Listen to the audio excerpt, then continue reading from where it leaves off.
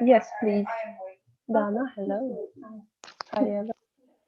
Hello, can you hear me? Yes, perfectly. Great. We have already Bernardo, Oriol, and Letizia. I don't see Zoili and Yasmin. Can you text them, please?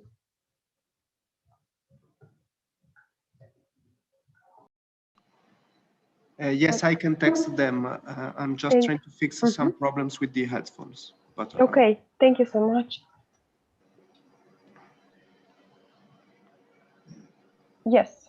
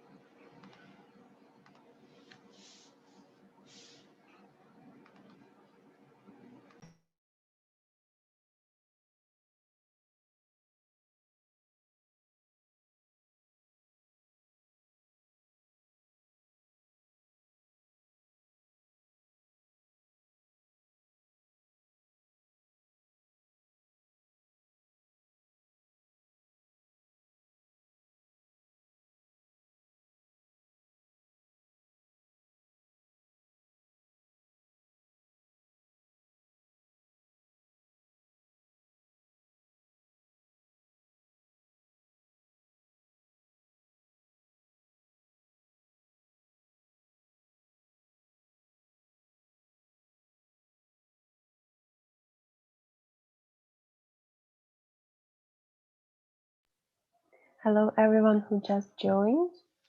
Let's just wait a few minutes for the rest of participants to arrive, and then we can start our demo day.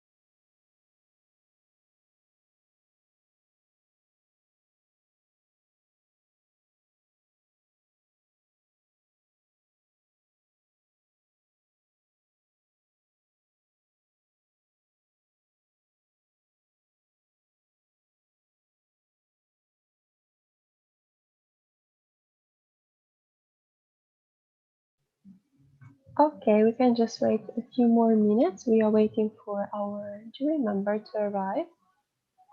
I see already some of them arrived.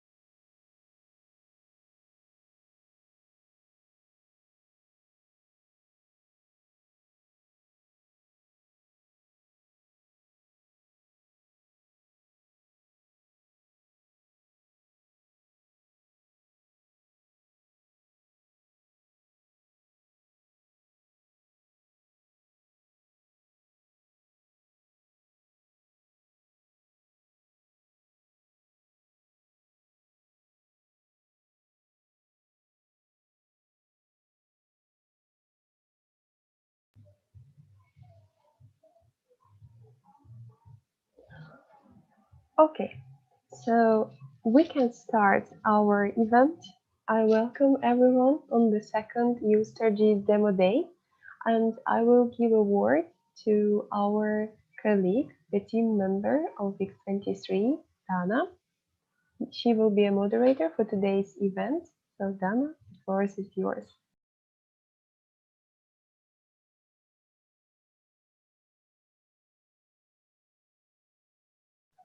Dana, we have the problems with your mic, I think. Dana, and today we all gathered here to celebrate our Demo Day event.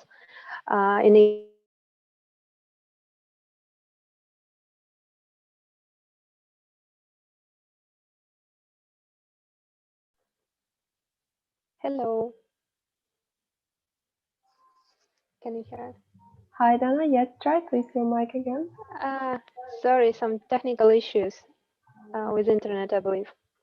So, okay, my name is Dana. I'm a project manager intern here in X23, and I'm very glad to see you all here for the celebration of our demo day of the project Eustartgees.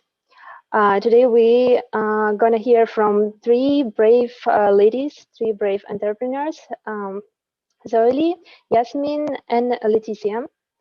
And also, I'm very glad to see jury members as well. I will tell about them a bit more later. So, agenda for today, going to be opening session.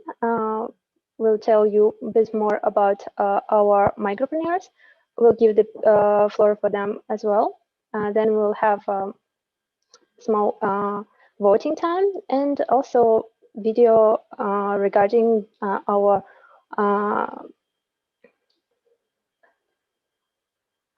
hello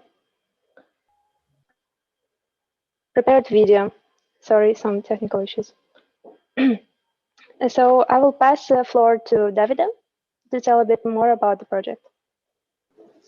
Thank you very much, Dana, for giving me the word.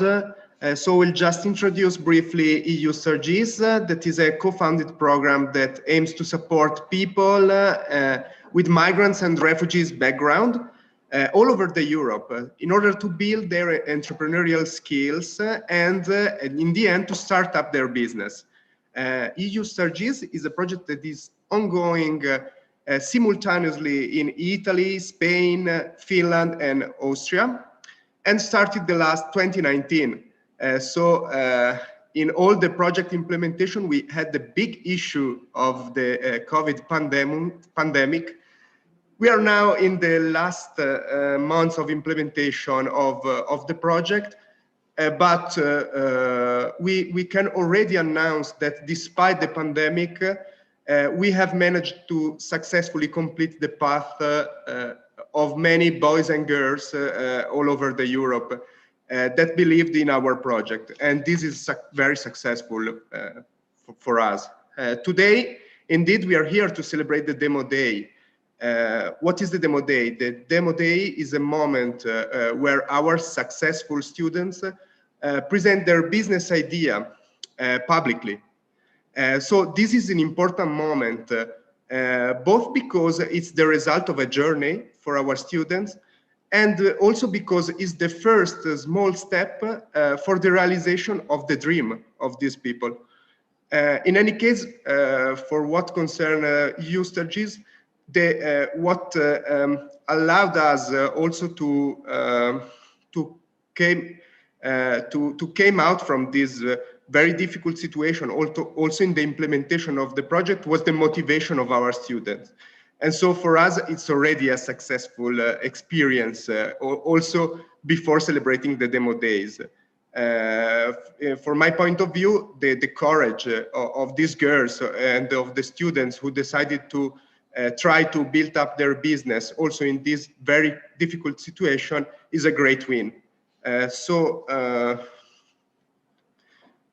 all, Dana. We can start listening to our students, I believe. Almost. Okay, sorry.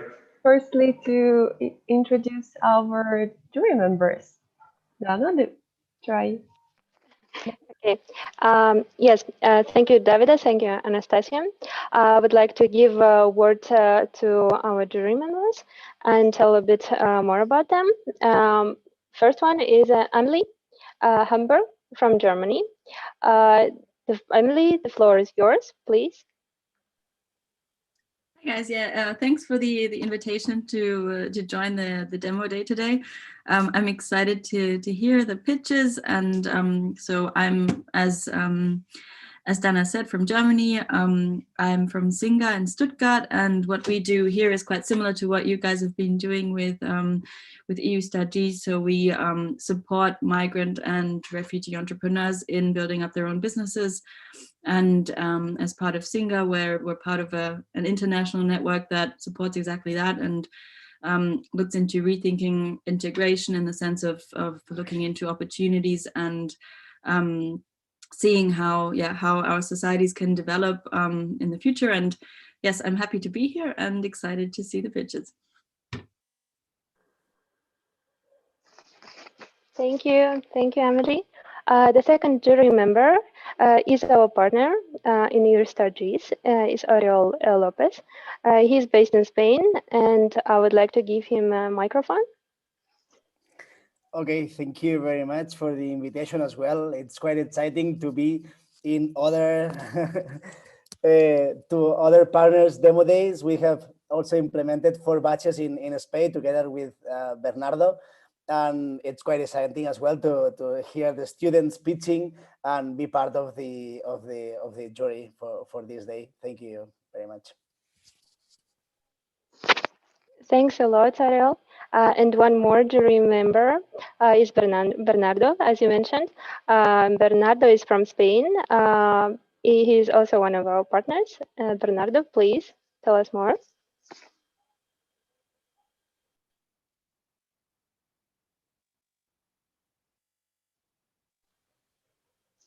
I don't know if it's me, but I cannot hear you, Bernardo.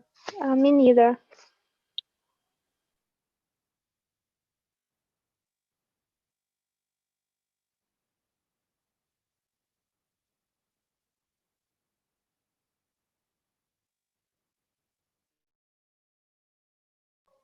Try maybe without headphones.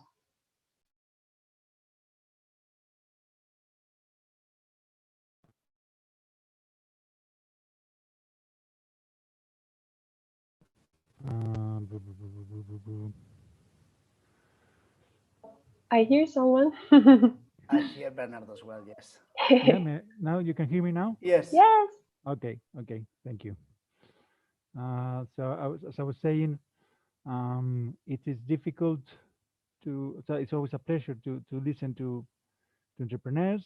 In this case, as Oriol mentioned, we are already in Spain. We have done the same, and it was very exciting. So really thankful that we can listen to you.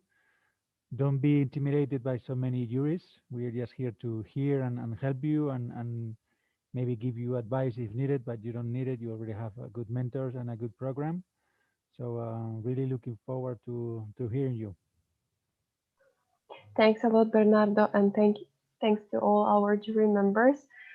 We also would like to introduce to you our associated partner to Eustartgees program. Our partners from Project Phoenix and the representative, the leader, and actually the founder of this European NGO will tell you more about how the Project Phoenix came to the vision of systemic change of the migrant inclusion in the ecosystem. Michael, the floor is yours. Hi, yeah. I'm not so much the leader. I am the founder, but leader I'm not so sure about. I'll share my screen with you for just a little bit of background. Not going to go through the whole presentation, of course, but well, actually, I'm only here because one of our fellows, Leticia, is pitching her project Afro-G. So I'm only here to support her in that, basically. And tell you a little bit more about Project Phoenix and what we do. So essentially, we started Project Phoenix because we believe that we as Europeans, or at least people living in Europe with a comfortable status and work permits and family networks and God knows what, have an opportunity to support those who come to Europe and don't have those support networks, and have motivation, talent, and skills to build something up for themselves in their new environment. So that's what we try to do. We try to, as we say here, leverage our networks to empower human talent and human potential. And so we're a very young, very small nonprofit organization. We're currently working exclusively in Cyprus, although I'm not based there. I'm based in the Netherlands, but we have a team there that are working there. And as Anastasia said, we're trying to make a dent into the sort of the traditional way of working with the migrant ecosystem. It sounds a little bit dramatic, and it's actually a lot simpler in that we believe that a lot can be done to involve stakeholders more in everything that we do on a daily basis. And first of all, by stop looking at them as separate entities, separate groups. They happen to be refugees, but at the same time they're entrepreneurs, they're people, that have certain talents and skills, and all we can do is try to support them in that journey. So we have three pillars. The fellowship program, which is our sort of main main program, which is what Leticia is part of. Here we really look at talented people who want to do something more but are a little bit stuck in that process. So we look at their cases individually. So Leticia, for example, she'll tell you a lot more about it, wanted to start her own business. She wanted to launch this fashion line, and we asked her, like, how can we support you in this? And so, in her case, we just helped her with a network. We try to look at, what are best options for her to grow, and are just basically just there for her in whenever she needs, has questions, or needs something a little bit more than what she's already doing. But that's all we do. I mean, she's the person who's doing it, and so we're looking for people like that through recommendations, as is written here. So we have started taking applications, but we're a very small organization, so we don't work with a lot of people. We don't work with traditional sort of classroom workshop type of trainings. All our work is really individually and one-on-one with the people we work with. So and then we try to create these synergies between our fellows and our network. So connect them to the right people. Connect them to people like, networks like Eustartgees. Get them to promote themselves and promote some and we promote them as well. So I mean, I'm not going to talk about Leticia because she's right here. She'll tell about herself. We also work on innovative partnerships. So partner with local organizations or international organizations on sort of a variety of projects. So it can be sort of the intersection between migration and environment, which is something that I think we're really looking forward to working more on in this year, and next year's. But also, looking at where those intersections are and how we can drive social innovation rather than just looking at issues at one issues. Everything is connected, and how can we solve these problems by involving as many people as possible? And we also conduct research and on these topics to be able to have more successful, more efficient projects in the future. So I think that's all I have, right?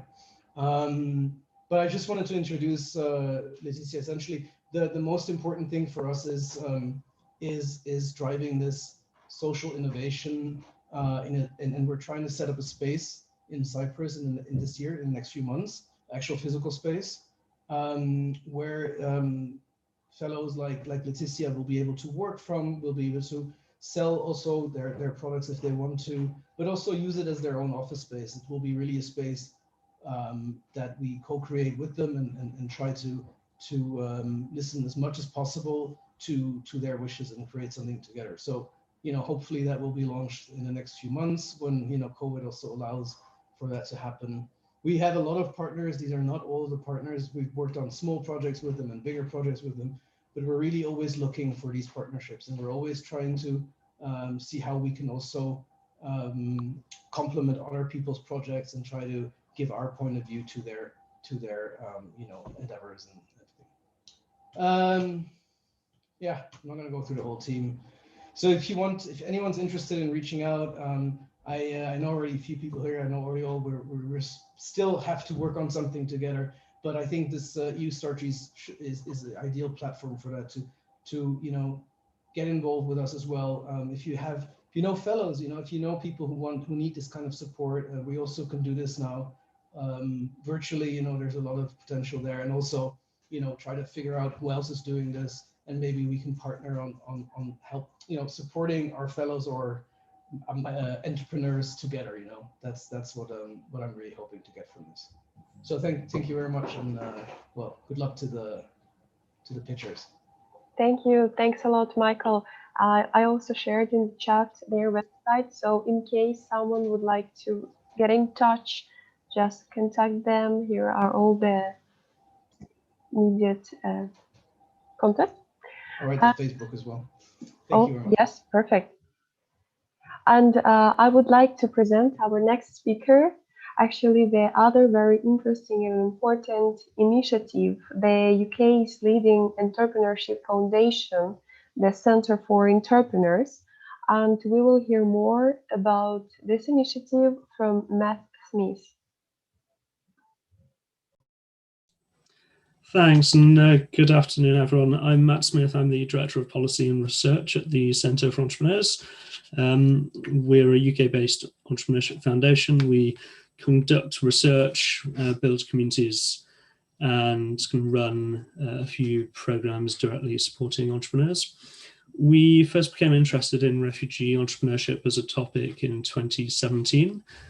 We published an initial report on it in 2018, essentially setting out how refugees are highly entrepreneurial and how tailored support can lead to increased business survival, business growth, and integration into the new home country. Through that, we were working and profiling amazing initiatives like Singer in Germany. We profiled a Danish model, an Australian model, and the Entrepreneurial Refugee Network in the UK. Since then, we've been doing a few things. In the UK, we've been working with the government, the Home Office, and we've actually been running an 18-month program working to prove that refugee entrepreneurship support does indeed work. We've funded 4 organisations across the UK. They've spent a year delivering different types of support to refugees. This is a little bit more information about that there. We're launching the final report at the end of this month, and some amazing outcomes from that we'll be able to share later this month. In terms of hundreds of businesses of refugees engaged and trained, a lot of really thorough academic research that we've been doing with Loughborough University in the UK that will better prove that refugee entrepreneurship support works. We last year mapped what was happening in a little more detail across the world. So we surveyed, I think, 56 programs across 35 organizations in 19 countries, really to understand exactly what different organizations were doing to help refugees. That was looking at overall impact, funding model, the program and type of support, and starting to surface some of the challenges. So hopefully that's a useful addition to kind of overall understanding. And going forward, we have launched a global network. So we now have about 50 organizations that are on the ground supporting refugee entrepreneurs in about 28 countries. We have another probably 100 or so organizations, a mix of governments, corporates, foundations, academics, and others. And we've convened them now 3 times annually. Sadly, it had to be virtual in October. Let's see if we can do it in person this coming October. And now we're working to kind of create working groups and really start not just sharing what we're doing with each other, but actually collaborating and tackling some of the underlying challenges that are kind of holding back refugee entrepreneurs. So that's what we're up to. Welcome connections with anyone that would like to join the network, engage with any of our activities, or generally learn more. Myself and Ria, who's also on the call, happy to take any questions. Thank you. Thanks a lot, Matt, for this introduction. And I also wanted to add that Eustartgees have participated in one of the events of Center for Entrepreneurs. We were having the parallel session together with the other organization, Turn. It was an amazing initiative. It was, if I remember correctly, a few days event which covered like a lot of different projects from all over Europe. It was extremely important also for our initiatives and the scopes, like to support the entrepreneurs worldwide and also to receive the useful feedbacks, also dig more into the policies. Very interesting. Thanks again for sharing. And I give the floor to Dana. We are stepping to one of the most tense session of our demo day right now. Thank you, Anastasia. As it was mentioned before, today we will hear from 3 brave ladies, 3 brave entrepreneurs, Zoili, Yasmin, and Leticia. Every pitcher will have 10 minutes to present and also 5 minutes to answer jury's questions. So the first one to present is Zoili. Zoili is from El Salvador. Zoili wants to connect kids from all around the world, from the different corners of the world, in order to make some cultural exchange and also language exchange. Zoili, please.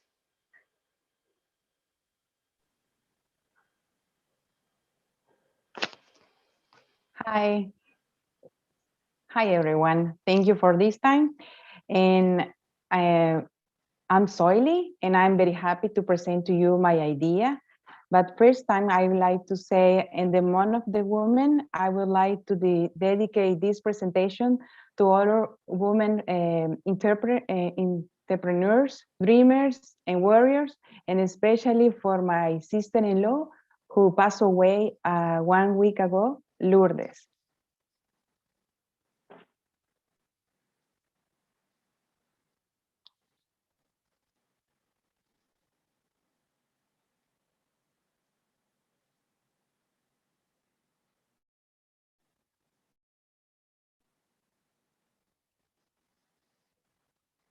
Okay. Today I present to you my business idea. Is an OCE program. It's an online cultural exchange program. And why I think about this idea? I see the absence of culture and language online platform that connect kids from Italy, United States, and El Salvador. Some scholars don't have a precise program at school learning about different culture and customs.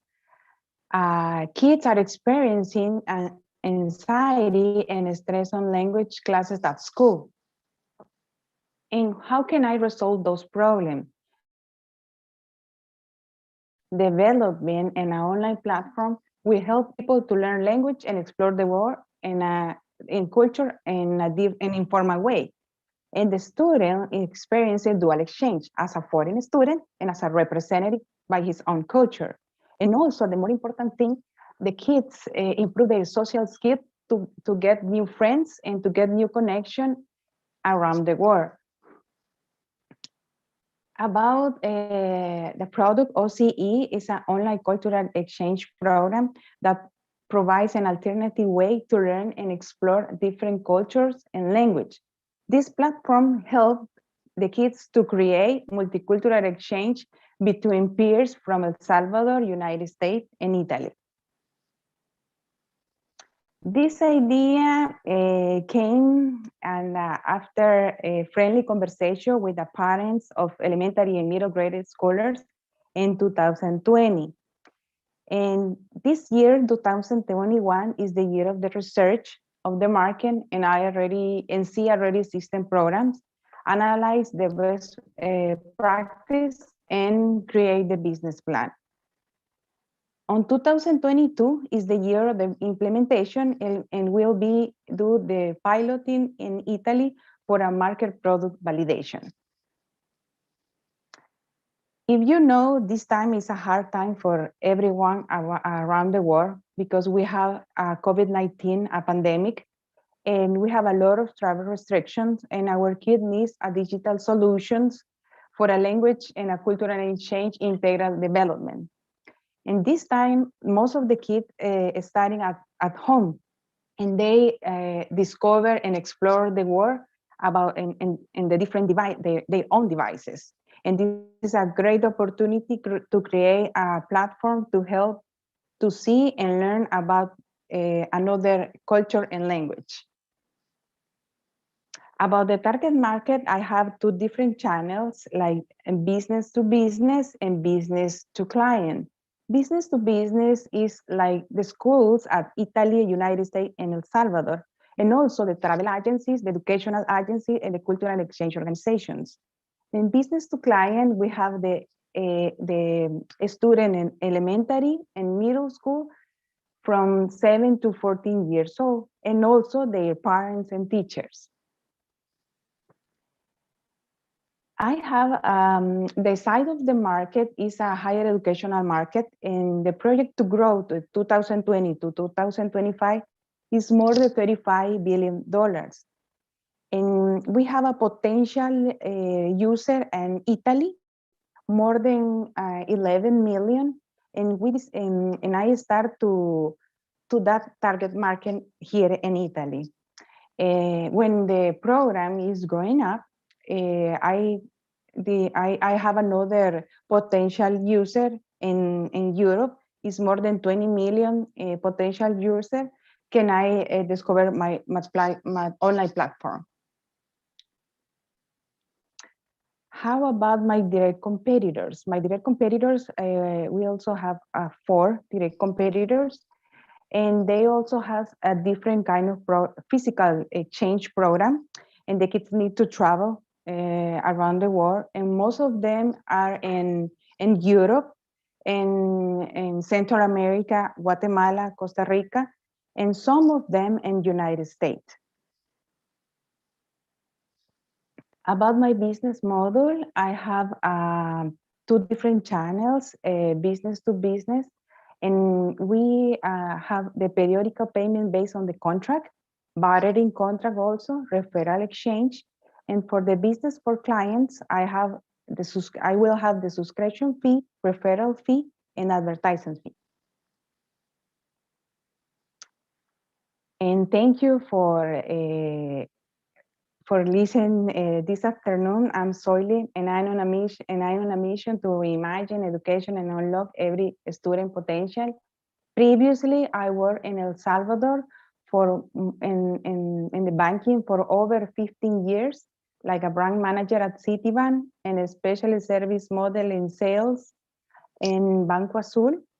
And then I moved to United States 5 years ago and worked in a barbecue restaurant.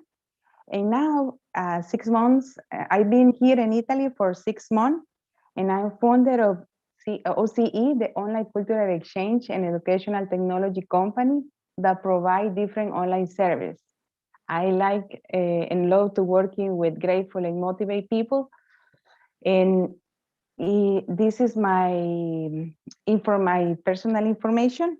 If you like to contact me, this is my information. And if you have any question, just let me know. And thank you for this time. And I like to say thank you for everyone to help me to build my business idea, educational idea. Thank you. Thank you, Soily. That was a great presentation. Now I want to ask jury members, do you have any questions? It's the right time to ask your questions. Yeah, maybe I can start.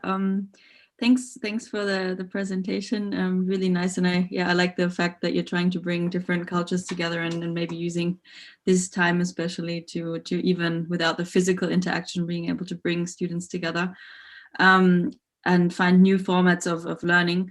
So maybe one question from my side: have you thought about how you can easily prototype your idea before going full on into the development of a platform, etc.? How you could sort of make an easy prototype of your idea before really launching it. Yes, I already start to search how can I build it, and I already talked with some person in El Salvador and Chile, and about how can I build the platform, and I already know how many different types of information in my platform has, and right now is the time of search, but I already have certainly ideas and how can build it, the building the idea. Okay. And if you're thinking about like before building the platform, maybe doing like a version of your program to get some customer feedback before launching a platform, just doing it, for example, through Zoom or other things that are already available? Have you also thought about, using tools that are already there to test?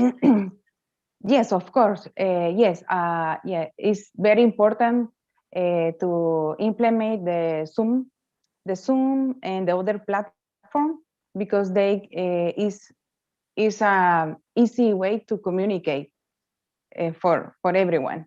And of course, I definitely I will use it. Okay, thank you. You're welcome. Great. Do we have any other questions, perhaps, for Zoe? Julie, can you please maybe stop like sharing your screen so we can maybe see each other for providing feedback? Okay, perfect. Thank you very much. Sorry. No problem at all. So I first have like a couple of comments. It's Anastasia, it's now the time for feedback and question, isn't it? For the feedback, maybe no, you can ask the questions. So Okay. the feedback from the jury members can be after the voting time. Okay. Okay, I will try to make a question then. I have two questions then.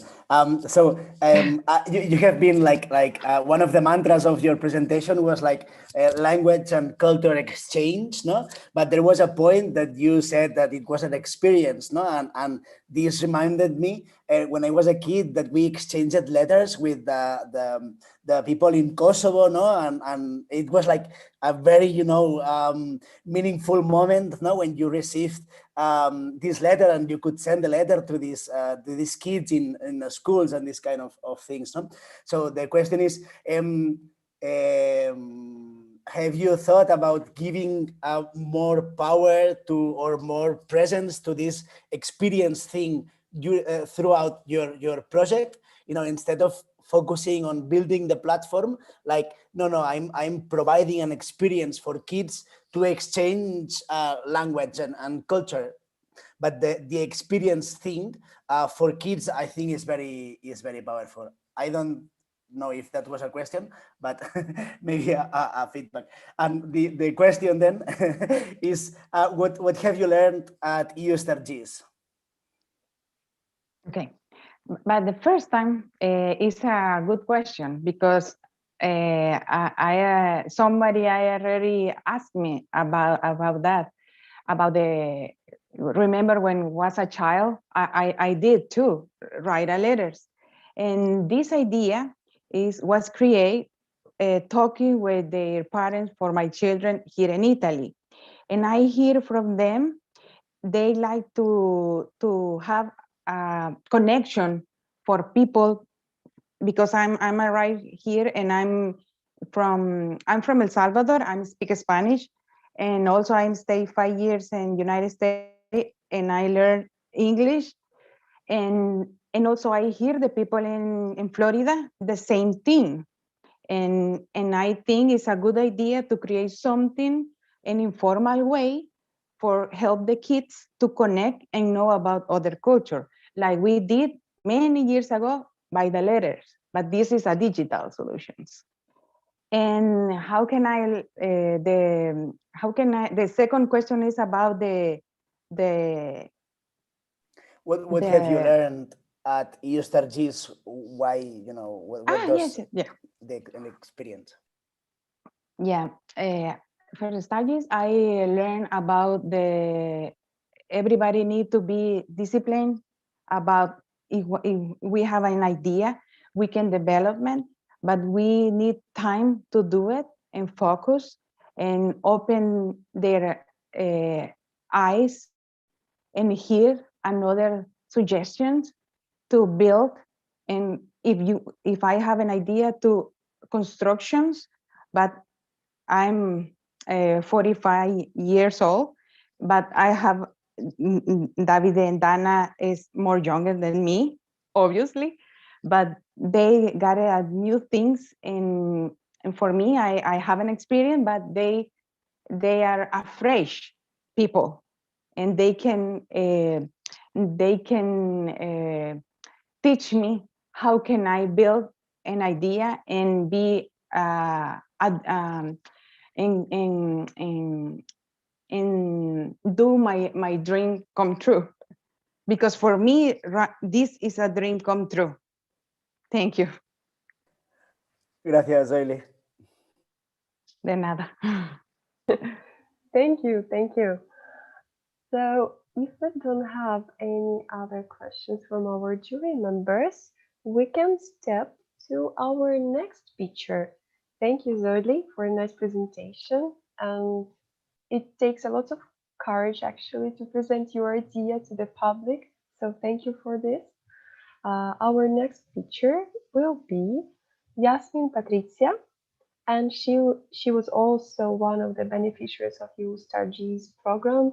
Her mentors, Dana, Davide, they were guiding her and in preparing the presentation. So enjoy your time, and the floor is yours, Yasmin. Maybe just one thing I wanted to add on Yasmin. She will speak Italian. She will speak in Italian, but the presentation will be in English. So you can follow the business idea from the presentation, from reading the presentation. And then if you have some question, we can translate to Yasmin and we can interact in this way. Yasmin, non so se ha capito che è il suo momento, è il tuo momento di presentare. A te la presentazione, a te la parola.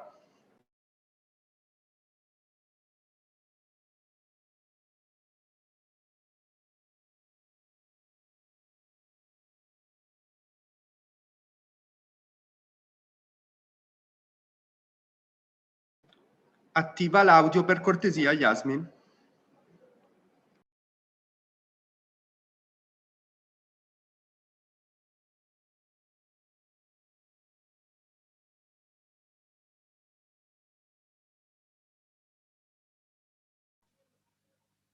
Is it my mic or we are having some trouble?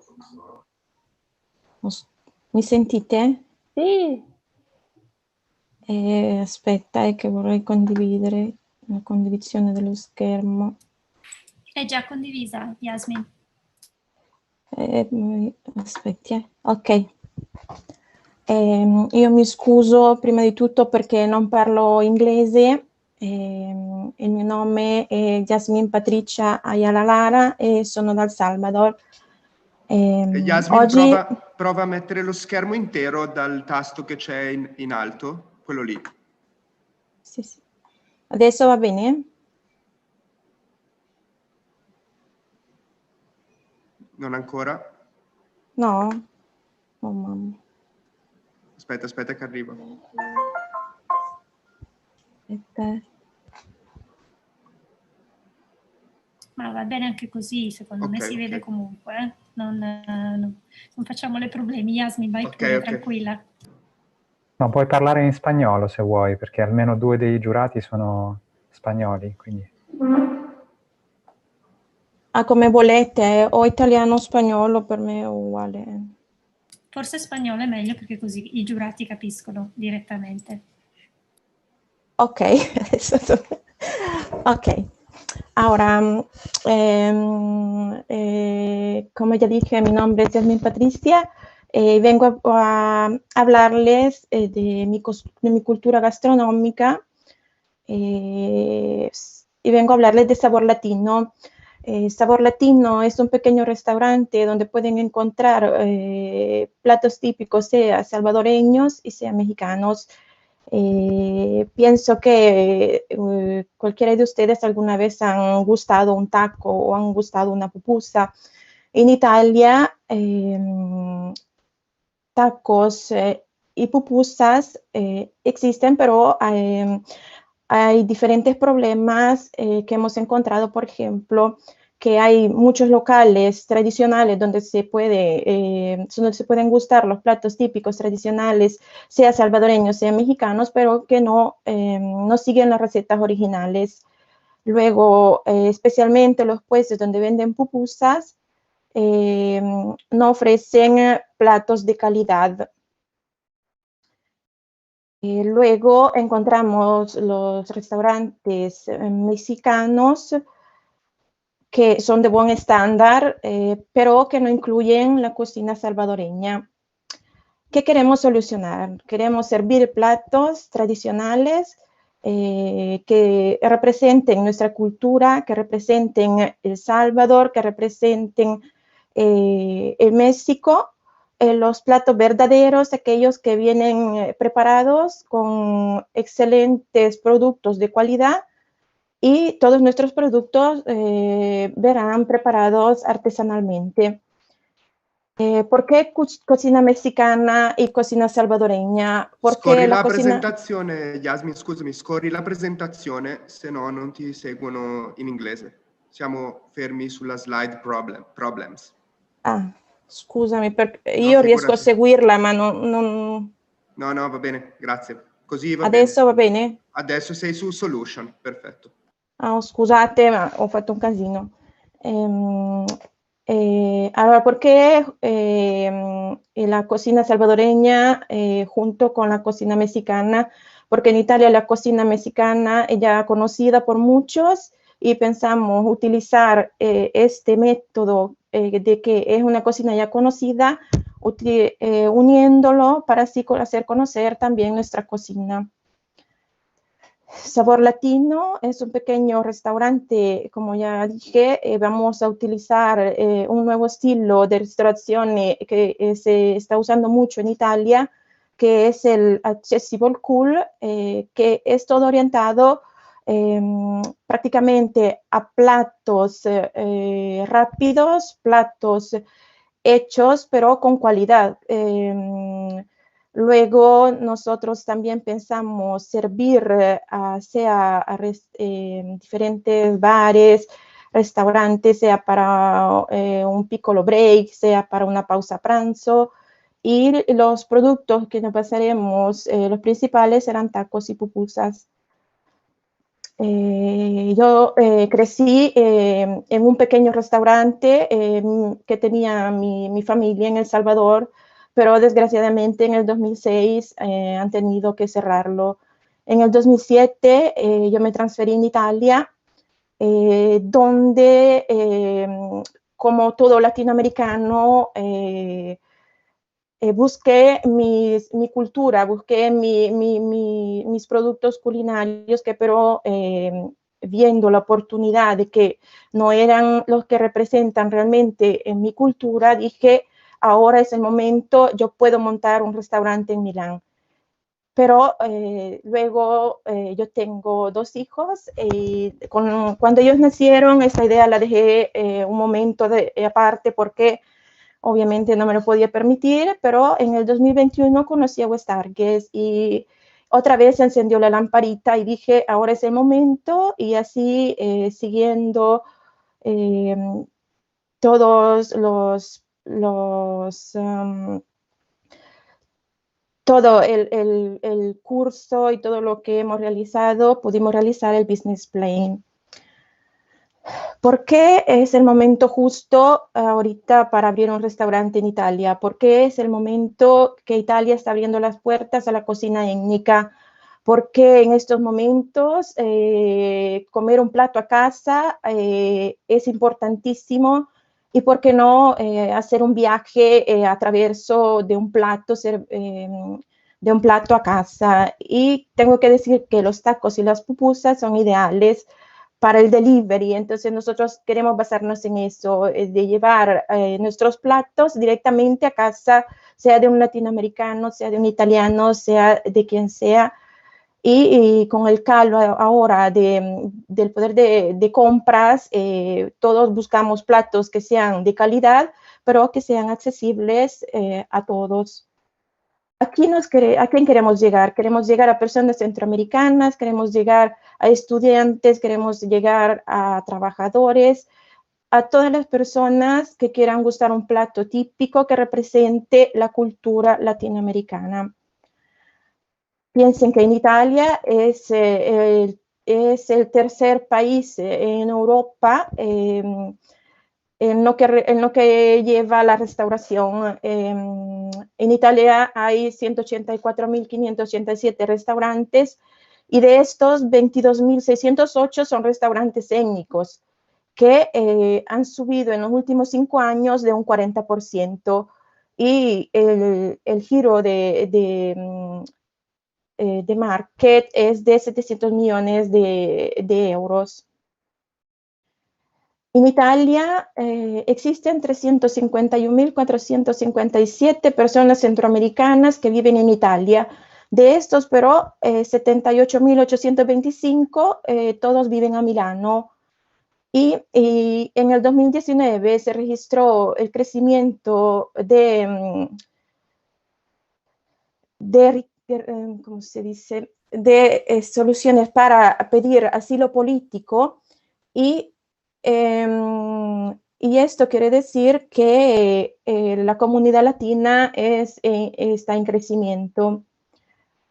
¿Quiénes son nuestros competidores? Nuestros competidores, hay una cadena de restaurantes que se llama Mexicali, que ofrecen platos a precios un poco altos, que van de 15 euros para arriba por cada ordinación. Luego está otro restaurante salvadoreño que sirve platos típicos salvadoreños, pero que está en la media.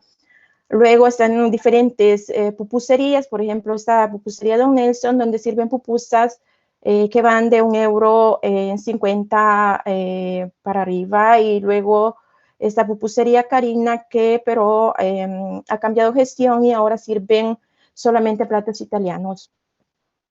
Porque al momento la ventaja de nuestro pequeño restaurante centroamericano es porque combinando la cocina sea mexicana, sea salvadoreña, pensamos que es el momento justo para hacer conocer los verdaderos sabores.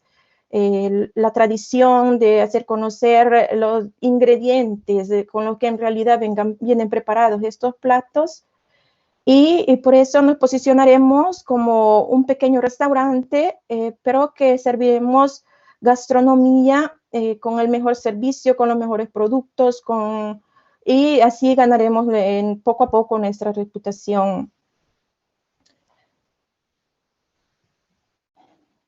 En nuestro business model iniciaremos con nuestro servicio directamente con el cliente. Luego, poco a poco, seguiremos aumentando el servicio para llegar a privados, a diferentes bares, y eso. Luego, nuestro será un pequeño restaurante con máximo de 10 cubiertos, y tendremos el servicio de take away.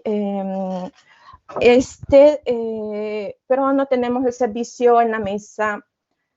Luego tenemos el servicio de delivery, que utilizaremos las diversas compañías ya conocidas, y luego trataremos de alcanzar nuevos a quién llegar, a servir aperitivos al bar y diferentes manifestaciones étnicas. Como ya había dicho, nosotros nos basaremos en el delivery. ¿Por qué? Porque queremos que todos prueben nuestras pupusas, que todos prueben nuestros tacos. Y entonces nosotros pensamos que el 40% sea el justo para poder hacer conocer nuestros productos. Luego tenemos el takeaway con el 25%, tenemos la consumación en el restaurante con un 30%, y los aperitivos, que esto esperamos de hacerlo crecer más adelante. Yo soy Yasmín Patricia, soy nacida en El Salvador, tengo 33 años. En el 2006 obtuve un diploma en sistemas en el Instituto Tecnológico Centroamericano en El Salvador. En el 2007 me vine a Italia, donde he hecho diferentes trabajos, y los principales han sido la gestión de la cocina y de residencias de personas privadas. En los últimos años trabajé para el señor Alfonso Dolce. Luego obtuve también un título de bartender en Original American Bartending School a Milano, y ahora soy mamá de 2 niños. ¿Cómo nos vemos en futuro? En futuro, en el 2022, pienso de ver ya teniendo un local en el municipio 9, donde podremos servir nuestros platos y así iniciar nuestra empresa. Luego nos consolidaremos como pequeño restaurante, donde trataremos de llegar a personas privadas, sea haciendas, sea a restaurantes, para poder abrir más nuestro mercado. Luego, en el 2025, nos vemos abriendo otro restaurante en la zona 3 para servir a las universidades que están en el lugar. Aquí están mis contactos, mi número de teléfono y mi mail. Y les agradezco por la atención, y me disculpo porque no pude poner bien la presentación. Dear Yasmin, thank you so much. This is something incredible. Those applause for you. We know how difficult it is to present in the foreign languages. I think just maybe for some of our jury members, it will be useful if you, Davide, maybe tell in brief again what was the idea, so we can move with the question. Yeah, very shortly. The idea is to open a small ethnic restaurant in Milan. She already understood what is the perfect place where to place the restaurant. The main the business model of the restaurant will be mainly delivery of the food. The food is taco and pupusa. Taco is known everywhere. Pupusa is similar to the taco, but quite unknown, for example, in Italy. I don't know in the other country. And she really believed that there is a big market for the pupusa in particular. And so her idea is to open this small restaurant where people can go, take away, and she can deliver the food directly to home to the people. This restaurant has the peculiarity of being very traditional and to follow strictly the recipes of the traditional Salvadorian and the Central American cuisine. That's all, I believe. Super. And I just see in the chat that Amelia texted that she actually also speaks Spanish and can understand. Super. We are really international today. So, dear jury members, if you have any questions in Spanish or any other languages, we can translate.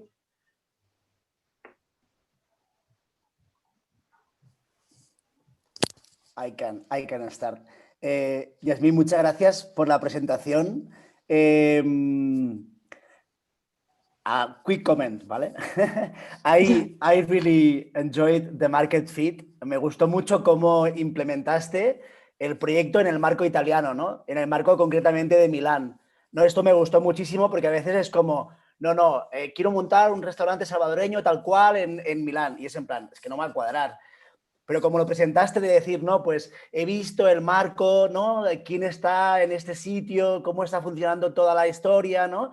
Y voy a pensar en el delivery, pero también en los aperitivos, tal, porque ahí he visto que funciona, tal, ¿no?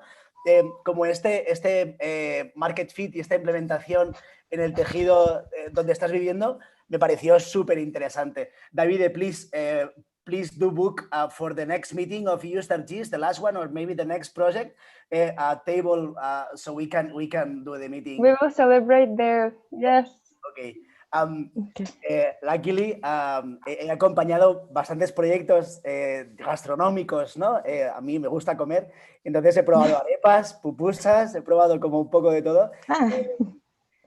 Lo que me preguntaba es, en esos proyectos que he acompañado, hay la parte cultural, ¿no? Que lo has mencionado también, que es súper importante, ¿no? De decir, las pupusas es como parte de la cultura. Los salvadoreños, si tardan más de 3 minutos de hablar de las pupusas, es que no son realmente de allí.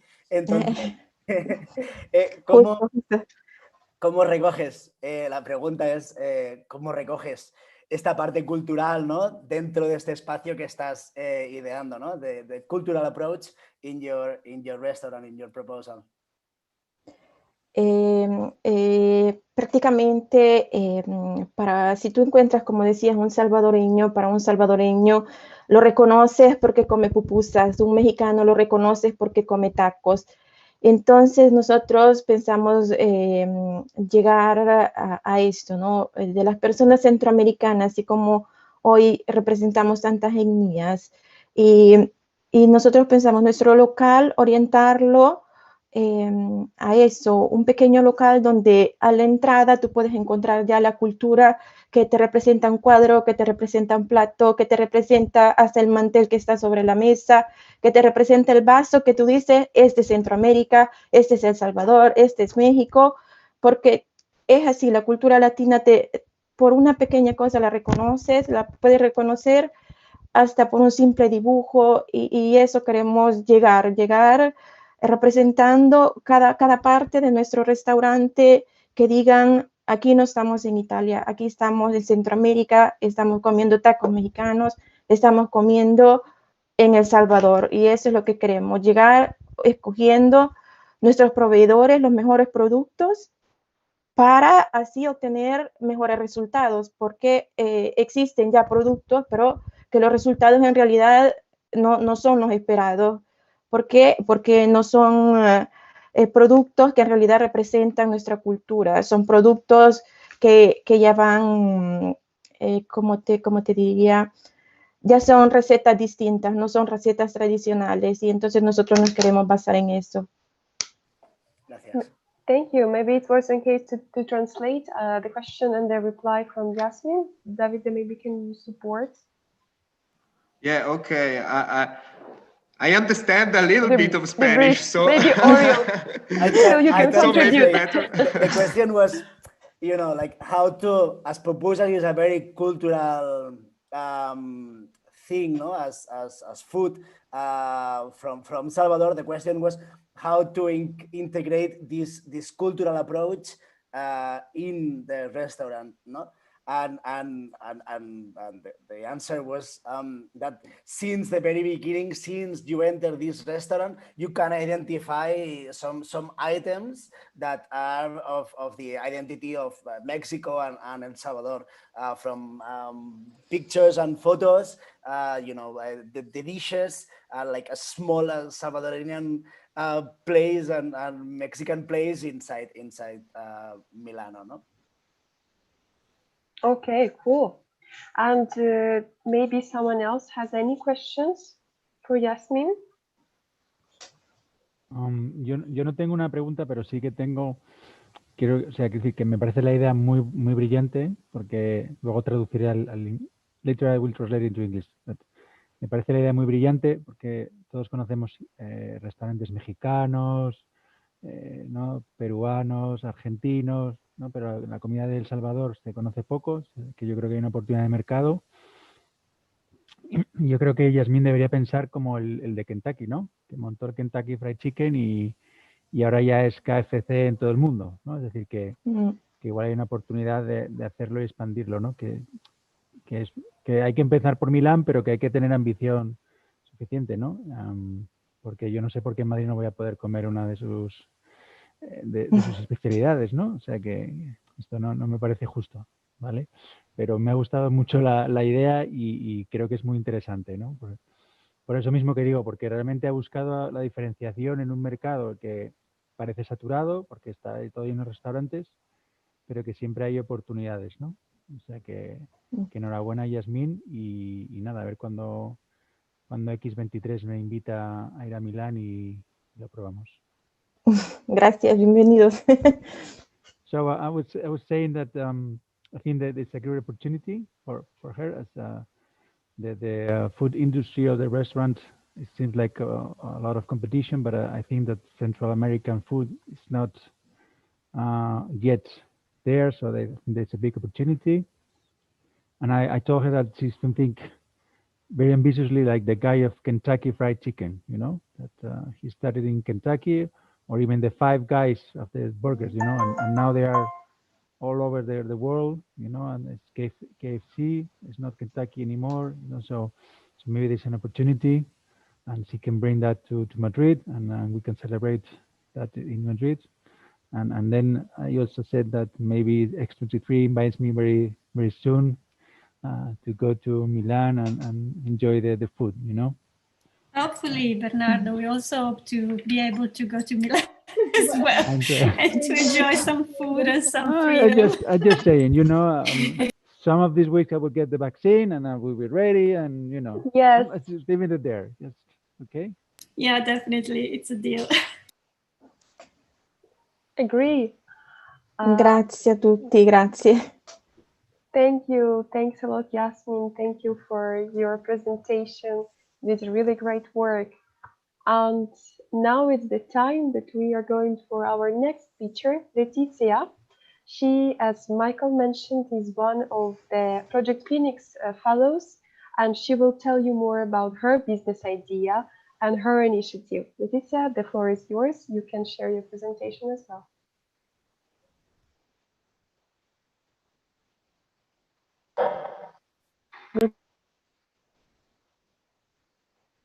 Unmute yourself, please, because I see you're muted.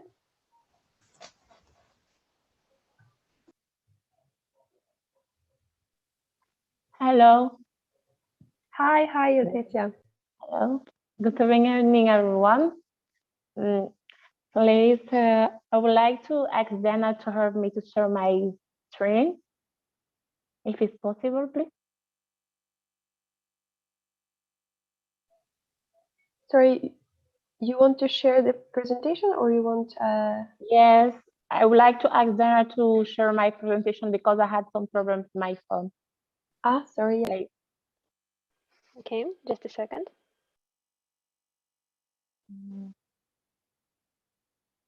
I don't have it here.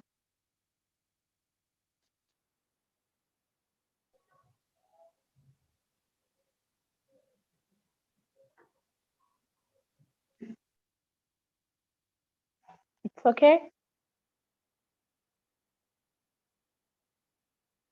Just a second, we are launching the screen. Okay. Just 1 minute.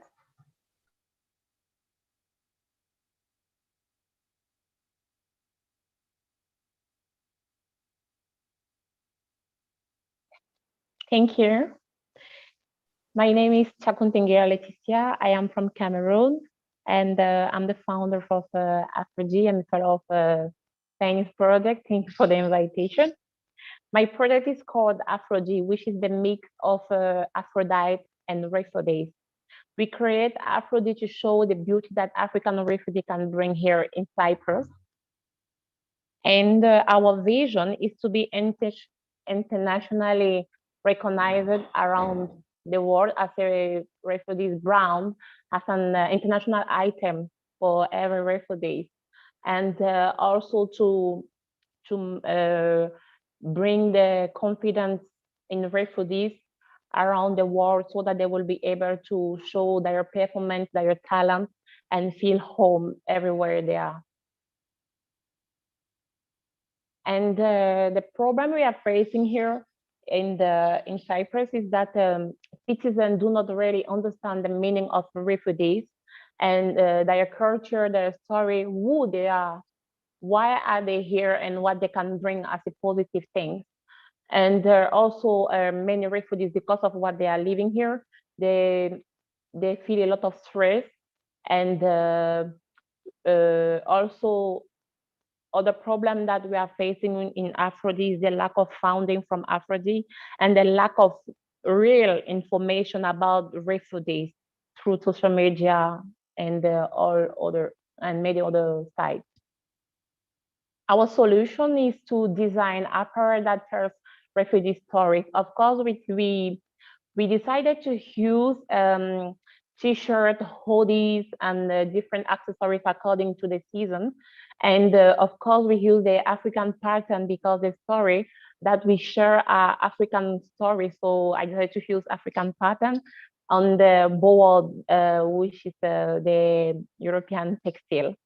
And also, our solution is to increase awareness on the issue that the refugees face, and also to support the refugee by coaching them, because I'm a motivational speaker for 3 years now that I'm working here in Cyprus around the community.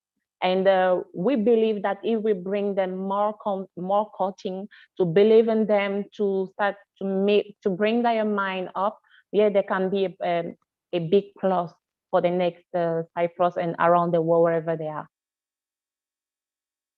Our business model, okay, we sell original t-shirts that is made by, first we design them, and we look about any area of the body that we can touch to explain the stories, and also we sell African motifs so that people will maybe need it in their place, maybe for gifts, maybe for remember about refugees. And a percentage of our sales goes to support the refugees in different areas. Our customers are citizens here, are most citizens and refugees. There are also people who are, we want to support African culture and refugees. And we estimate the secret market size for African apparel to be worth 20 million and growing fast because of the influx of new migrants and refugees. We are a fellow of a Phoenix project, and we sold more than 300 products in more than 5 countries, and we supported a lot of donation and support, and we impacted more than 20 people, mostly refugees. Of course, we help them to find a job, to better present themselves around the community or wherever they are working. And also Cyprus Mail and Paratito. Yeah.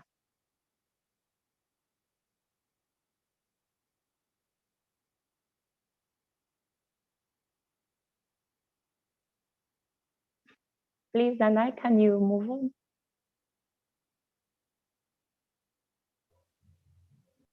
Hello. Dana? Dana? I guess we have problems. Okay, just a second. Again, our tech today. Thank you. Okay. These are our new project for the new season. And Oops, Dana, we lost the presentation. Just a second, I will start sharing screen again. Sorry, some technical issues.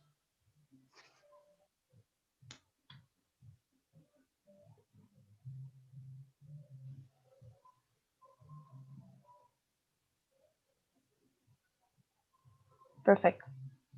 Just go to yeah. Okay, thank you.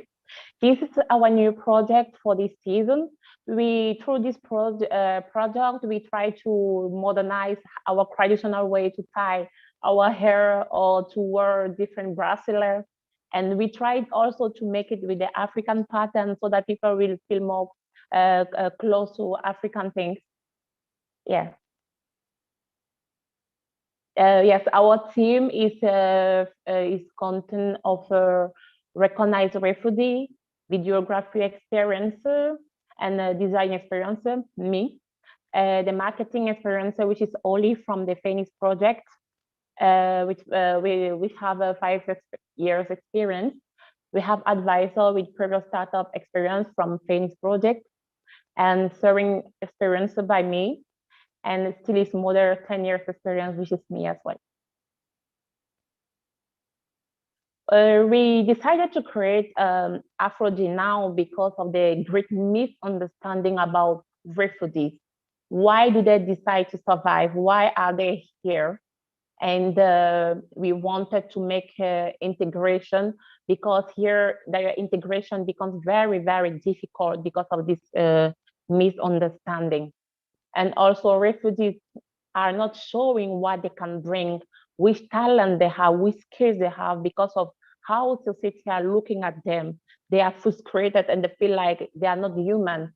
So they allow themselves to disappear slowly. And also things are becoming very worse because nothing is changing. And also with this COVID now, it's so difficult. That's why we decided to create Afro-G and to go on. For the next month, we will build a website plus a web shop and start selling in the shop, and establish partnership around the world. Thank you a lot for inviting us, for following us. And this is our address if you want to find us. Thank you. Thanks a lot, Letizia. It was wonderful presentation, really colorful and juicy. If anyone has any question, it will be a pleasure to answer. Thank you. Yes, Bernardo? Yeah, thank you for the presentation. I'm not hearing you. Hi, can you hear me? No?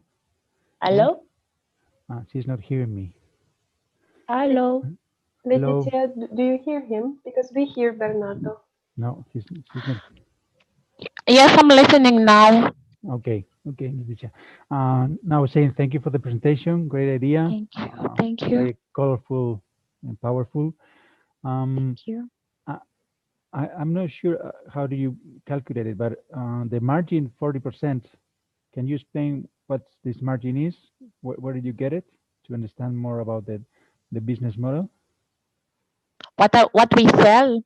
No, why you had the 40% margin? Where did you get that number from? How you calculate it? Okay, first, the 40% margin is what we invest for now, because as I said, the program are very huge, and as the motivation of the project was first to support the refugee. That's why for now we give the most that we can give through what we sell, and this is how we calculate it, because we have give a lot, and we took it from, okay, we calculate on that way. Okay. Yeah. Okay. I think that more or less I understand, but maybe it could be a little bit low. You could have a higher margin, and depending then, because then you can spend in other areas, marketing, awareness of the program. You know, just a thought. Okay. Thank you. Yeah. Thank you. Perfect. Thank you, Bernardo, for the question. Does someone else have a question for Letizia? Maybe just from my side, I think thanks very much for your presentation. It's amazing to see how much traction you've already achieved. So it's really impressive. And yeah, you had at the end like a picture of all the team members, I guess, and maybe some participants. I'm not sure, but yeah. So how do you structure yourself, and how do you plan on moving forward also with the team that you have, or how's that? Okay, I will repeat what you said if I get it right. You are asking me how I plan to to fix the team if we improve?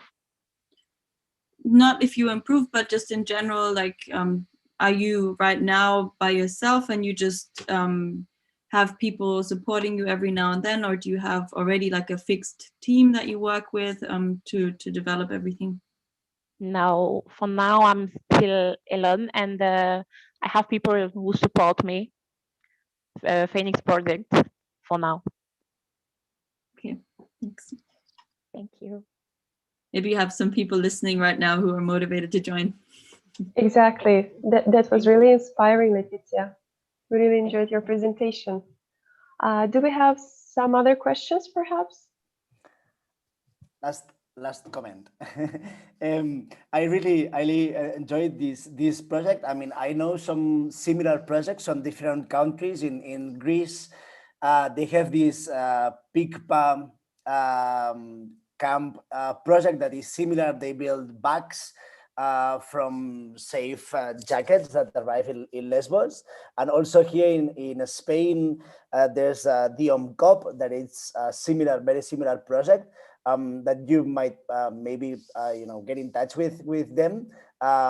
So I think that these projects that create apparel and clothes from different cultures, I think that they and also for building this narrative of refugees and what you presented, it's quite interesting. Thank you. Perfect. Thank you for the questions and thank you for the presentations to all the teachers. It was really encouraging, and we really we had a pleasure to look at your work, all of three of you. Right now, I would like to give a word to our colleague Henry. He will explain to the jury members what will be their role for the next few minutes. Yes, thank you, Anastasia. Hello, everybody. I just sent you a link to a Google form in a private conversation directly on the Zoom platform. So it means that it's time for you to assess and decide which, in your opinion, is the best startup idea among the three projects that have been presented to you, like online cultural exchange, Sabor Originals, and Afro-G. So we kindly ask you to make one choice for each of the 6 questions. And I inform you that you have 5 minutes to vote. So thank you very much, and good vote to all. Thanks a lot, Henry. So dear jury members, take your time and vote for our dear teachers. In the meantime, we would like to tell you more about one of our mentor at Eustartgees. This is the person who had the sessions with our trainees and our participants for some time. Her name is Kyla Mitsunaga. She's an amazing, inspiring woman, a TEDx speaker. She also a worldwide happiness coach, Forbes coach. She also writes the books, and she provides her own happiness workshops. And recently, she even started her incubation program.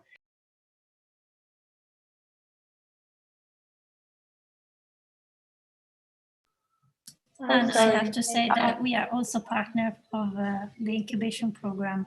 This madness concept from Kyla. We are all supporting her in this new venture, so we will be partnering with her, just by the way. Yes. Thank you, Marika. So here is the link. You are free to check her work. And I would like, for some reason, Kyla right now is in Korea, and as you can imagine, the time difference is kind of huge, like 8 hours. So she gently shared with us the video of her experience at Eustartgees and her her story as well. So I'm going to share my screen right now. You please let me know, thumbs up, if you could hear. Okay. I'm starting. No.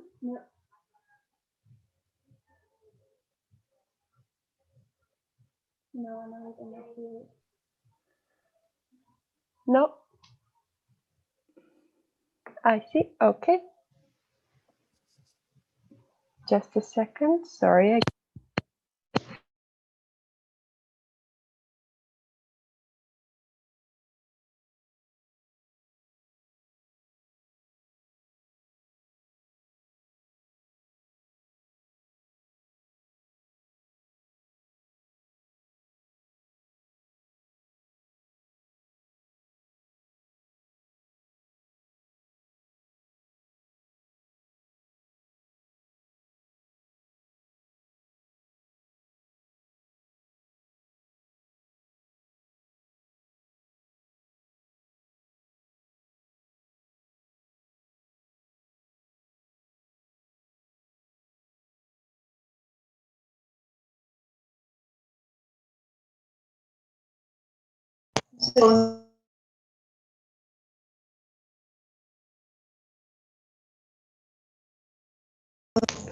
Okay.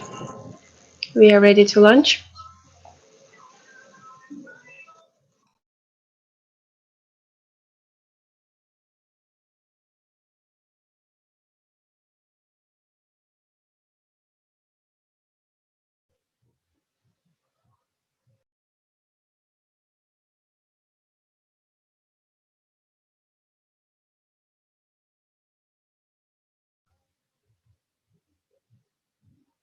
No, it's not working. Okay.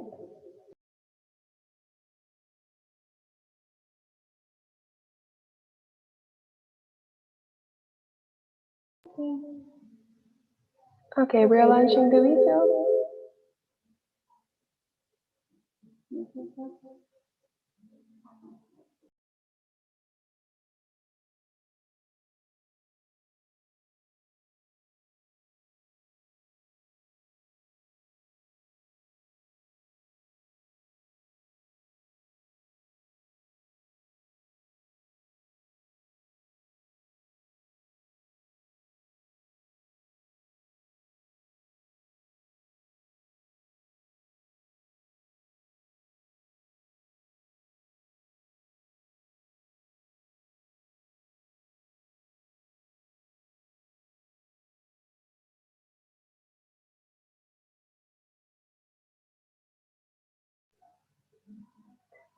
Apologize.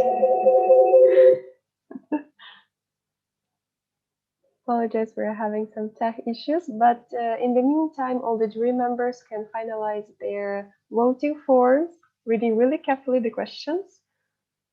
We are just passing it to our team member who will share the screen with the video.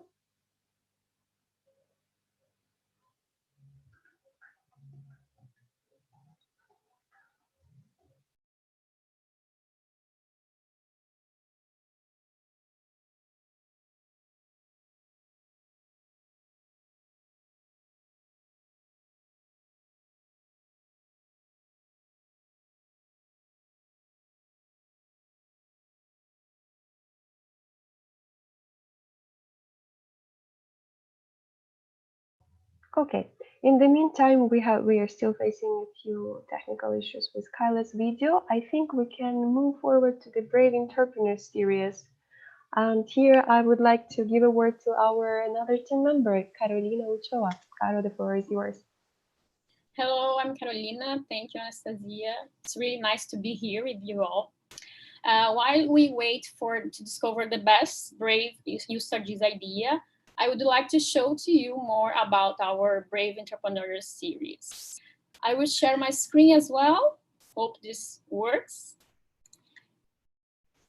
Can you see it? Yeah.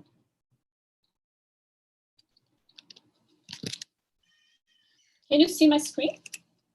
Yes, yes, we see perfectly. Those are stories from our times about brave entrepreneurs who create great companies, as well people who help them in the process of doing this entrepreneurial path. So we aim to inspire our audience to believe in themselves and start their entrepreneurial path. I will play one of our brave entrepreneurs, Walid, here. He's an inspirational entrepreneur from Finland.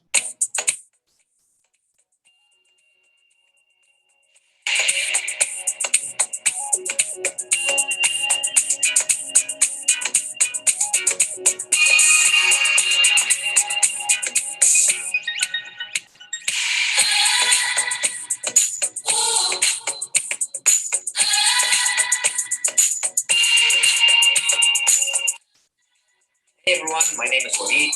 I am the founder of Fiction for Life. I'm the author as well of the book.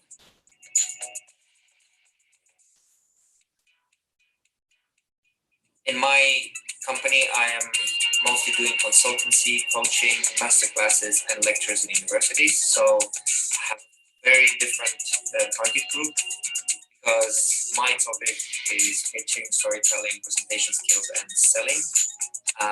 Sometimes I also do development and growth. So this is a very important topic for any startup, for anyone who is lacking, let's say, confidence to present, lacking the skills to sell, and doesn't know, for example, how to get from one position to another when it comes to growth.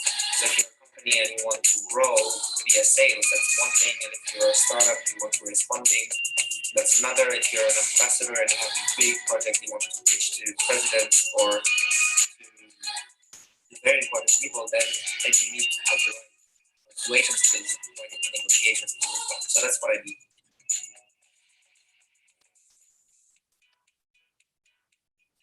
So for me, the concept of entrepreneurship is very, very broad. Entrepreneurship can mean many things, but to me personally, I can identify it in 3 words: sacrifice and opportunity.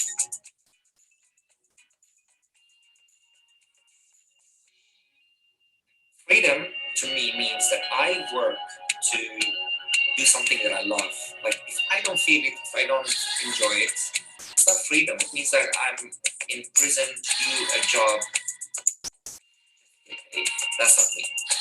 Everything I do in my life, I do it with 100% love, passion. So freedom comes with that. Like me, an entrepreneur person actually does absolutely what they love. For example, Elon Musk, definitely there. Steve Jobs, definitely there. So I belong in that category. So the other point is the opportunity, and most importantly is identifying opportunity, learning about it, and then seizing it.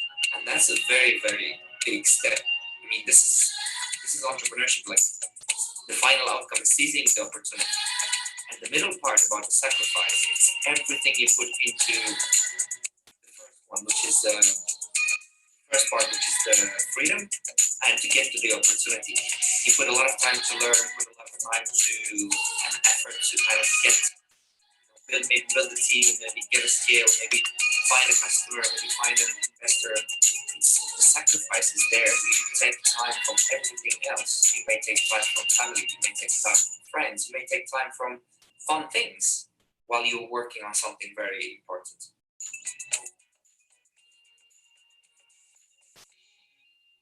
So freedom, sacrifice, opportunity. That's, to me, an ultimate definition of an entrepreneur. So the people that I work with, that's what I remind them of. You need to understand what you're doing, what you're good at, what you're passionate about. Just put so much time and effort into it, and that's the sacrifice part. Once you sacrifice and put a lot of time, you might seize the opportunity to begin increasing your chances.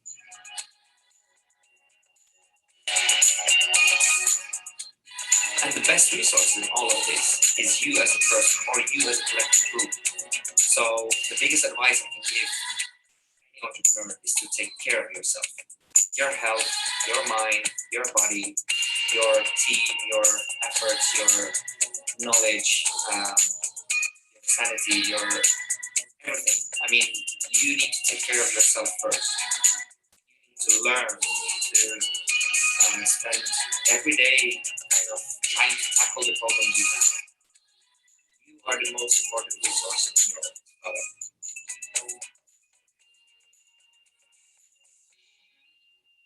For me, the hardest thing was to work on myself. My bar for getting things. When it comes to entrepreneurship, my bar is very high. I need to achieve what I set to, like helping one person, helping one group to learn about how to present, how to sell, how to pitch.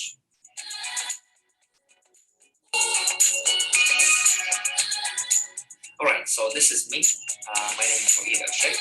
I'm the founder and the creator of Live and Basic Pitching. Thank you for watching. Have a good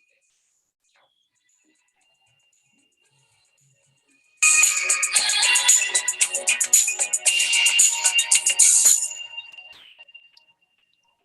Perfect. Thanks a lot, Caro, for putting it on.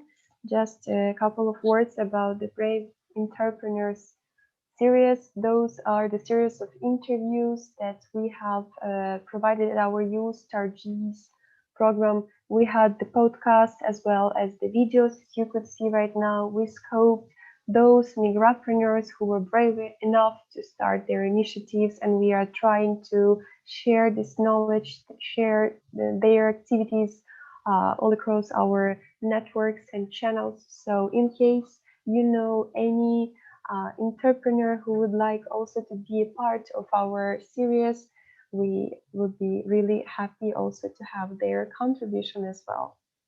Thanks again, and we are going to try to show you the video from Kyla Mitsunaga, our mentor. I will ask Emma to try to share her screen with the video.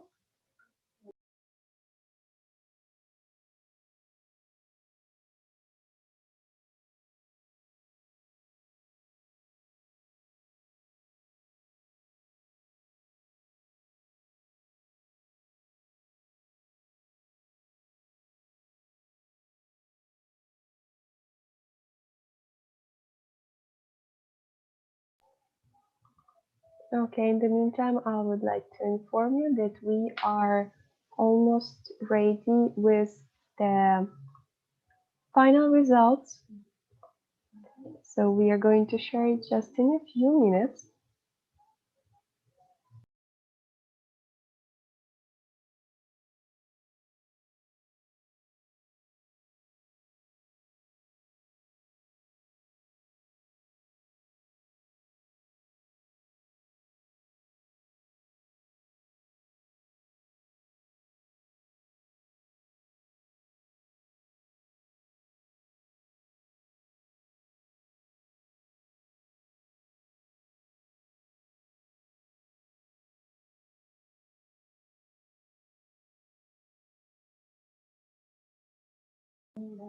Yeah, okay, we are almost there. Let's see if it launches.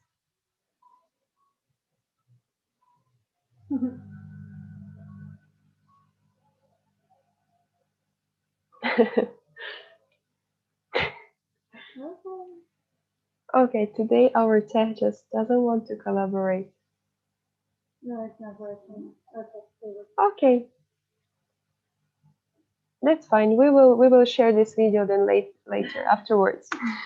Anyways, as I have shared in the chat with you, you can check Kyla's work and just let you know that the sessions she is providing during her workshops are really deep.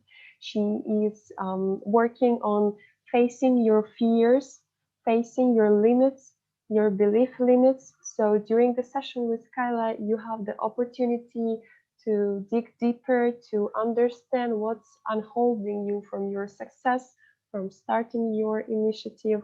This is something really interesting and particular for each of the entrepreneur to look for, but also for all of us, I believe. Can Caro gives me a, I don't see Caro. I lost you. Can you give me a thumbs up if to show the winner. Yes. Okay, so now this is the time for us to announce the winner of the second demo day of Eustartgees. I will ask Caro to share her screen. And the winner is, wait, oh my gosh. The winner is... We need to have the sound of the barbas. Yay! Patricia Lara. Congratulations. Well done, Yasmin. Well done, and well done all our teachers and participants. We know how much courage it takes to present your businesses, especially when you're presenting in the foreign languages. It was really, really nice of you. And we are also going to share the participation certification for those two teachers who participated as well. You've done great, amazing work. And for today, that's it for our demo day. We are really happy you have been with us. You are going to see also our social medias with the results. Oh yes, Michael, do you want to explain what you want? Okay, maybe we can have a short round of the feedback from the jury members. Then for a few minutes. I mean, if you have time, it would be nice to know, just out of interest. I think it would be very useful for everyone to understand why one was picked and one, not as a criticism to the others, but more like, this was really positive, this, so that others can... Absolutely good point, Michael. Yes, you're right. May I start, maybe? So, okay. What I like the most from Zoili is what I explained before as a comment. This experience, of exchanging the language and culture, as the main comment. For Yasmin, what I liked the most is this market fit of understanding how the pupusas and the tacos work and how do they fit in this Milano context. And for Letitia, if I pronounce it properly, what I like the most is the value proposition itself, of how to explain and how to build narratives from refugees through very identity clothing.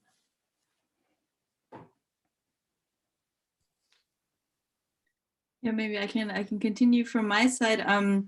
So what? Yeah, I think I can only agree with Oriol on most of the points, anyways, and then also add for me, Zoili. I think your idea is great because it really sort of hits the current nerve of time. So it's kind of like, yeah, right now everything is online, and how do we still get people to exchange culturally and across borders? And I think that really, even also for children, making all of this whole online topic more exciting, and so that really is a really nice idea. And I think also your approach is great, and you have lots of potential there. Then with Leticia, I think for you it was just amazing, as I said, to see how much traction you already have, how much you've already achieved. And so I'm very confident that you're going to continue on your road and find lots of new opportunities, be it exactly what you've been describing or be it something new. I'm quite confident that with your approach and mindset that you'll do great things.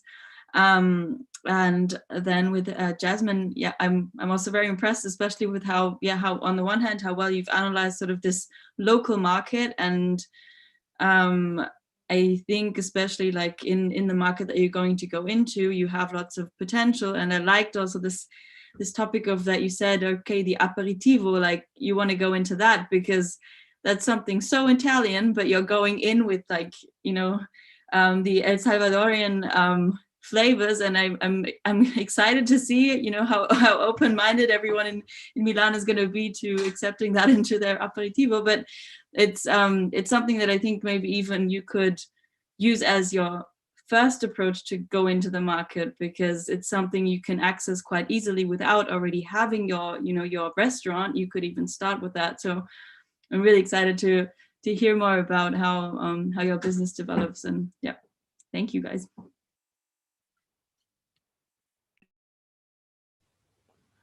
I go now because I think it's already difficult to add anything else. I mean, we had to choose a winner. That's okay, but I think the three projects are quite interesting. The three have different approaches and in different markets, so the three could work perfectly. I think that maybe Jasmine explained her market very well, and it was clear for me that there is already an opportunity there, and that I think that's why I pick her as maybe the winner. But as I was making the vote, it was that I couldn't choose only one. It was not easy to make the pick. So the three of them are winners, and now they need to go out and prove themselves. I think that's also the challenge now, and maybe combine the African style with the Salvadorian food to teach culture to Italian guys, something like that together. But thank you, the three of you, for the project and the effort. And for me, you are three winners, but we had to pick one. So, I mean, I feel like in the movies or something, there's always this typical, all of our winners. But I think that is true in this case. Absolutely agree with all the jury members, and yeah, that was a great experience for all of us, we believe. So if there are no other comments, we are happy to finalize the event. Thank you all for the participation. Let's keep in touch and reach out to those who you would like to cooperate with. And if you have any other questions for Eustartgees, you can reach out to us as well. Thank you all. Wish you all a nice evening, nice Friday. Bye-bye. Bye. Thank you. Thank you, everybody. Ciao. Thank you, and congratulations. Thank you. Ciao, ciao, ciao.